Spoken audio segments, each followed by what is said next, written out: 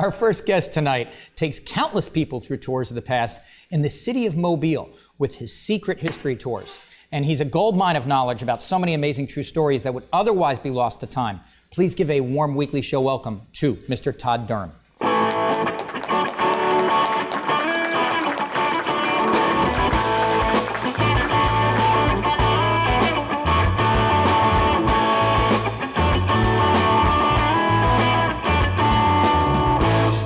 Todd, nice to see you wore something subtle today. Yes, well, I didn't want to overdo it. I'm a little worried I'm going to clash with the sofa here. Not clash, but more or less blend in.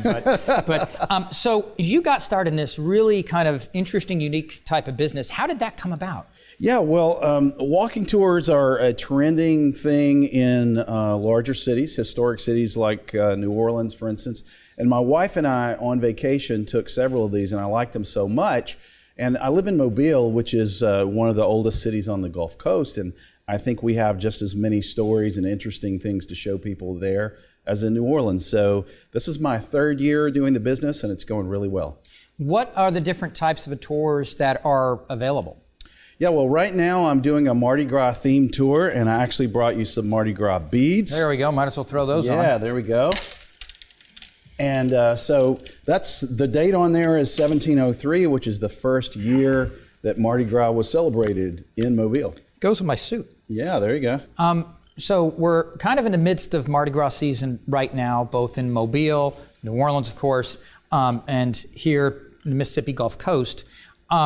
One of the things that and I know that Mobile's got kind of a real interesting history. Before we get into that, one thing that I was wondering, why is Mobile called the Mother of Mystics? Yeah, well, that's a great question. So there's this kind of competition between New Orleans and Mobile. And the fact is that the very first Mardi Gras on the Gulf Coast was actually celebrated in neither place. It was celebrated on the Mississippi River in 1699 by Bienville, d'Iberville, and their crew at a place called Mardi Gras Point. They were looking for a place to build a fort on the Mississippi River. They didn't find it. They ended up making Mobile the very first capital of French Louisiana. Yeah, because I had always thought, a lot of people mistakenly believe it started in New Orleans because New Orleans has made it so big, but for the people in Mobile, I'll say it started in Mobile. Yeah, that's right. You're saying it actually kind of started on the river and then kind of worked its way down. Yeah, that's right. Now, what Mobile can rightly claim is the very first celebration in a permanent settlement, right? So that happened in 1703. And then the reason I like to call Mobile the Mother of Mystics is because American-style Mardi Gras began with mystic societies. That's what we call the organizations that put on the parades and put on the balls. And the very first mystic society was created in Mobile, and that was in 1830, the Calbellion de Racan Society. I was about to ask you about that. What is that? Yeah, so a man named Michael Kraft in 1830 was celebrating New Year's Eve. Now, New Year's Eve is the very beginning of the pre-Lenten season, in other words, the whole season of Mardi Gras. And he and his buddies thought Mobile needed to party a little longer than they were used to. So they actually broke into a hardware store, stole some rakes and cowbells, and made a lot of noise and created the first procession on New Year's Eve. The next day... So they had a fever, and the only prescription was more cowbell. More cowbell, exactly. That's right.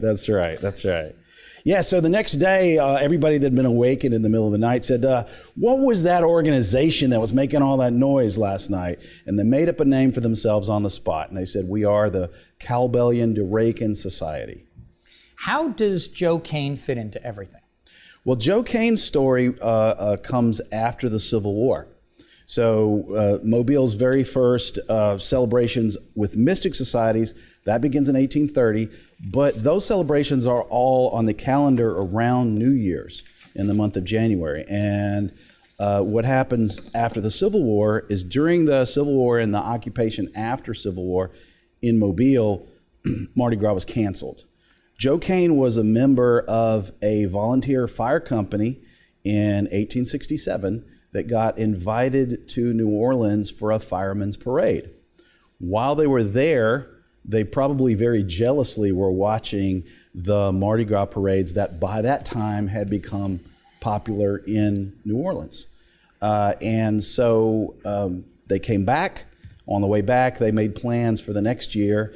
And Joe Cain, along with the Order of Myth, the OOMs, began the very first post-Civil War parading tradition in 1868. Oh, wow. And so, and in Mobile, what is usually Lundi Gras, which is it, Sunday or Monday that they call Joe Cain Day? Yeah, Joe Cain Day would be on Sunday, and then Lundi Gras is on Monday. And then they have Lundi Gras, and then there's actually Mardi Gras. Right. Now, are there any favorite bits of history that you came upon in doing your research for doing these tours? There's all kinds of interesting things. One of the things about Mobile that I think is really unusual is that 6 different national flags have flown over the city.